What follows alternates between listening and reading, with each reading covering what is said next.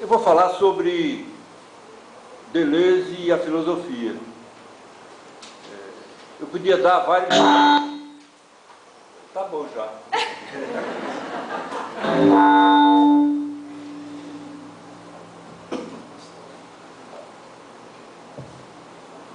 Tá legal? Talvez eu possa até colocar aqui. Eu gosto de falar com o telefone. Assim. Tá bom ou tá muito... Tá dando para ouvir? Eu vou aumentando a voz com entusiasmo, assim, todo mundo vai ouvir o que eu tenho para dizer. Então, eu poderia dar vários títulos a essa palestra.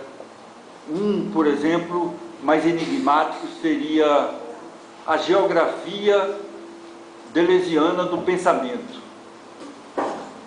Um outro poderia ser Deleuze e a criação de conceitos filosóficos. Um outro seria Deleuze e a filosofia da diferença. E também, finalmente, eu poderia chamar essa palestra de Deleuze, a identidade e a diferença. No fundo, esses vários títulos remetem para o tema central que eu vou abordar com vocês, que é a concepção deleuziana de filosofia. Eu fui convidado para fazer duas palestras aqui, uma sobre Deleuze e a filosofia e outra sobre Deleuze e a literatura. O interesse é que, no fundo, é uma única palestra. Eu aqui hoje gostaria de apresentar mais ou menos os fundamentos de como Deleuze filosofa, como ele constrói a sua filosofia. E depois de amanhã eu mostrarei como a gente pode sentir isso quando ele estuda a literatura.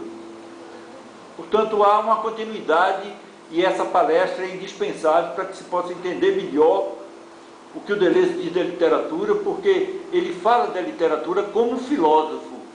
Então, se eu hoje vou explicar qual é a concepção que ele tem da filosofia, se torna indispensável para que se possa entender a sua postura em relação à literatura. Eu começaria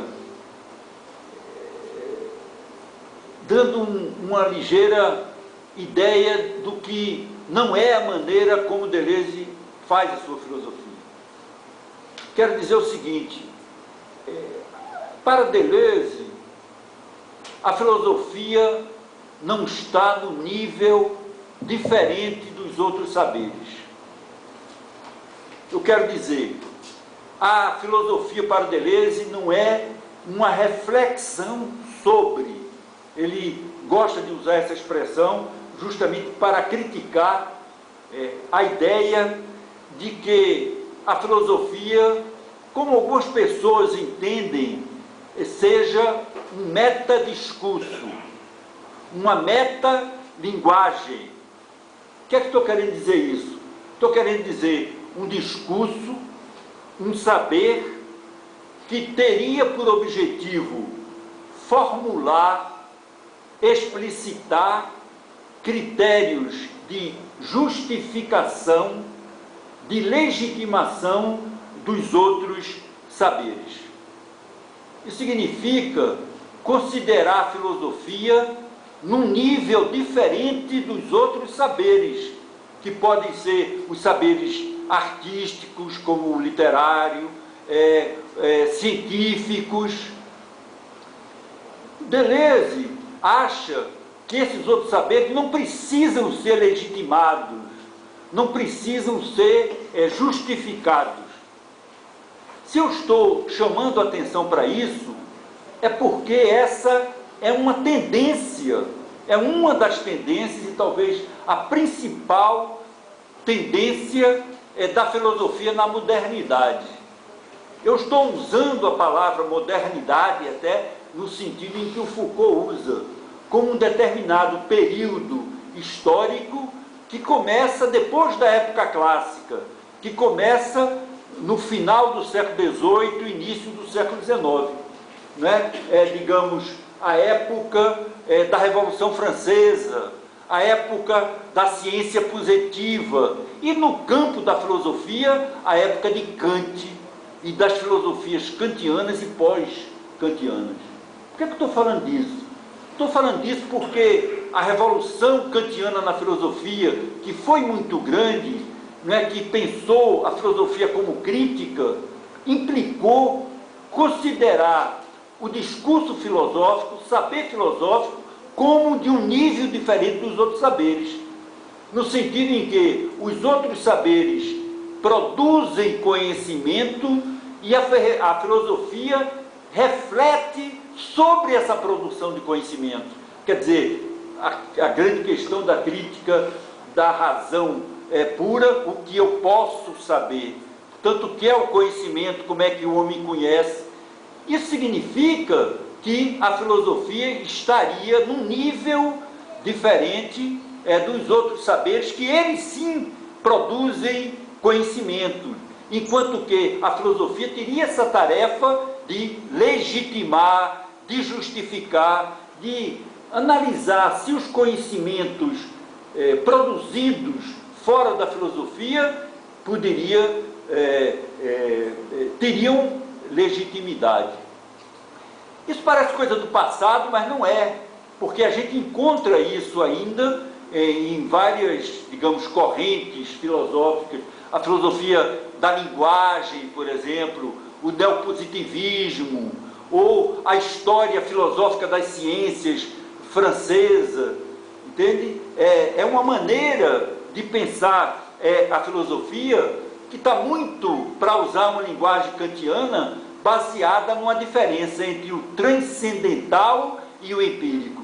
É nesse sentido que a filosofia seria um discurso transcendental. Transcendental, diferentemente de transcendente, significa condição de possibilidade.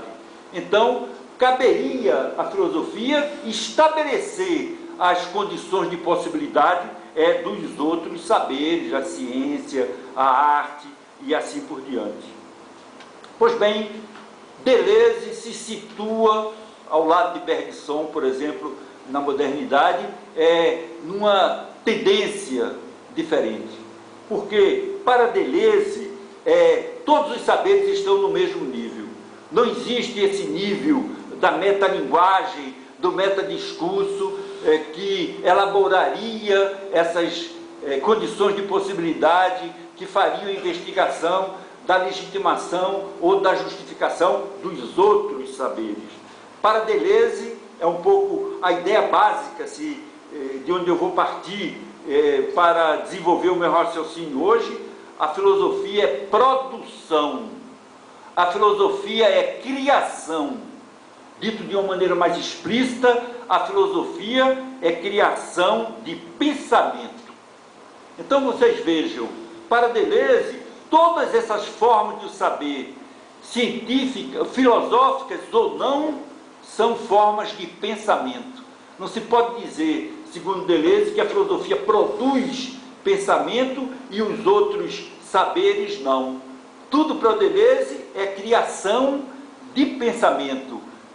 Na filosofia, nas artes, na ciência, etc. Portanto, a filosofia é produção, criação de pensamento.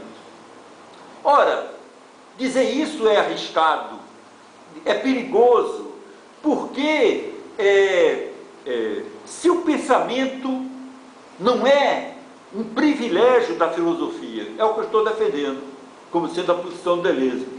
Se o pensamento diz respeito a filósofos, a cientistas, a artistas, quer dizer, se todos esses são pensadores, isso não quer dizer que Deleuze assimile os diferentes domínios de pensamento. Está entendendo? A gente não pode, por exemplo, dizer que o literato faz filosofia ou que a filosofia é literária. Para Deleuze, embora todas essas formas sejam formas de pensamento, há uma distinção